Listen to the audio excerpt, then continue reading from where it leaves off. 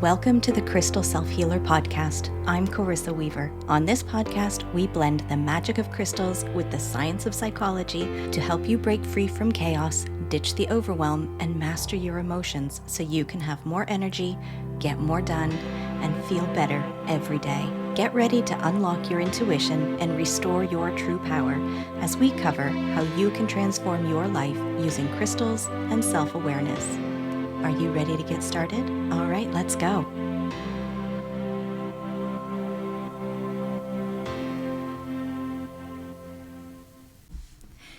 When you don't feel safe in your body, most likely you shy away or you don't show up as your highest and best self. This could be when you feel stressed or challenged. I think back to all the times I wanted to crawl out of my skin because I was about to have a difficult conversation or a challenging interaction, like a disagreement with someone or having to advocate for myself, like during a job interview. Maybe you don't speak up for yourself. Maybe you go along with things even if they don't serve your best and highest good. Maybe you shoulder or harbor guilt and shame around those things, and most likely you carry undue stress and burden as a result. Ultimately, there is incongruence between who you want to be and how you are showing up, and this creates a cycle of self-abandonment that can be felt throughout your entire body, emotional capacities, and mental faculties. Today, we're going to explore how to feel safe in your body, because when your body feels safe, everything else starts to shift. We'll talk about why feeling unsafe happens, how to reconnect with your body, and how to begin cultivating a deep sense of trust within your body. Feeling safe in your body is an internal state of ease, trust, and congruence between your mind and emotions. It's not just the absence of external threats, it's a deep sense of knowing that your body is a safe space for you to experience life fully, without judgment or fear. From an emotional perspective, feeling safe in your body means that you can sit with your feelings, whether they're pleasant or uncomfortable, without needing to suppress, run from, or overanalyze them. You trust that your emotions are valid and that they can move through you without overwhelming or defining you. This emotional safety allows you to process challenges in a way that feels supportive rather than threatening. Mentally feeling safe in your body means that your thoughts are aligned with self-compassion and self-trust. It's the belief that your body is working with you, not against you. It's a mindset that says, I can trust what I'm feeling, whether it's a gut instinct, a physical cue, or even the need to rest. It's not about forcing your body to fit into external expectations or silencing its signals. Instead, it's about letting your body guide you while your mind supports the journey. From a physical standpoint, your body is capable of producing the right amount of hormones in relation to the threat at hand, and then its ability to return to normal levels afterward so you can relax and go about your life. When challenges arise, you don't feel the need to shut down or react impulsively. You can make decisions, even difficult ones, without second-guessing yourself endlessly. You can rest into your experiences instead of bracing for impact, whether that's a relationship, work, or personal growth. There's no pressure to prove yourself or justify your worth to others, or even to yourself. There's an energy of empowerment that others can sense, but most importantly, that you can feel internally. It's about creating a deep sense of trust and alignment within yourself so that you can meet life's ups and downs with greater ease and confidence, and know that no matter the outcome, you will always be okay. Think about a time when you've felt tense or on edge or ready to retreat. Maybe you were about to have a difficult conversation, or there was a moment when you needed to advocate for yourself, perhaps a job interview or in a conversation with a loved one. Your body likely responded before your mind did. You may have noticed physical discomfort, tightness in your chest, a lump in your throat, or even that feeling of wanting to crawl out of your skin. These are all signs that your body isn't feeling safe. And when we don't feel safe, we shrink back, we hold ourselves in, or we disengage. We avoid stepping fully into the moment or showing up as the version of ourselves that we truly want to be. And the longer this goes on, the more disconnected we become from our natural senses of safety and trust. Feeling safe in your body doesn't just magically appear, especially if you've spent years pushing your discomfort down or avoiding confrontation. Feeling unsafe is a common experience for many of us. You've likely learned to carry and absorb the energies around you, other people's emotions, expectations, and even the general intensity of the world.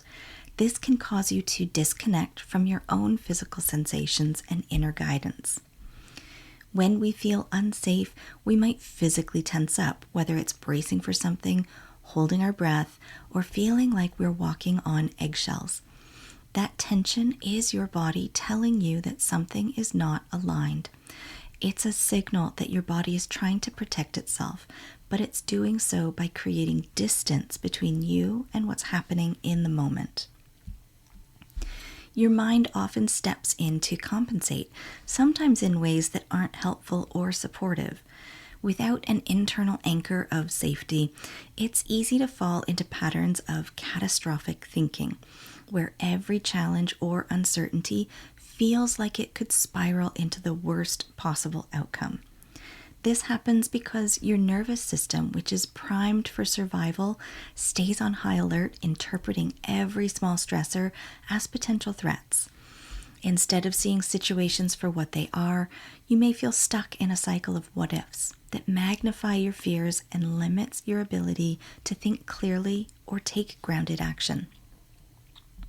This lack of safety can also lead to decisions driven by fear, avoidance, or self-doubt. For instance, you might overcommit to people-pleasing behaviors, saying yes when you really mean no, because advocating for your needs feels too risky. Alternatively, you might withdraw from opportunities or relationships entirely, convinced it's safer to stay small or invisible than it is to face possible rejection or failure. Over time, these patterns can reinforce feelings of inadequacy, shame, helplessness, creating a feedback loop that keeps you disconnected from your true self. When your body doesn't feel like a safe place to process emotions or experiences, you may also develop coping mechanisms like overanalyzing every interaction, suppressing emotions, or numbing yourself to avoid discomfort. These strategies might offer short-term relief, but they ultimately deepen the sense of disconnection and make it harder to trust your instincts or inner wisdom. The result is often a pervasive feeling of being stuck, unable to move forward in ways that truly serve your highest good. Rebuilding a sense of safety in your body can disrupt these patterns, offering you a foundation from which to approach challenges with clarity, courage, and self-compassion. When it comes to feeling safe in your body, the real challenge often isn't about knowing what to do. It's about addressing why you can't access the tools you already have. The resistance, the inability to pause, the hypervigilance, these aren't negative personality traits or failures. They're protective mechanisms, deeply ingrained patterns that your mind and body created to keep you safe from something in the past. These patterns are rooted in moments or experiences where your mind and body learned it couldn't trust the world around you or even itself. One of the biggest barriers to feeling safe in your body is having a nervous system that's been conditioned to stay on high alert.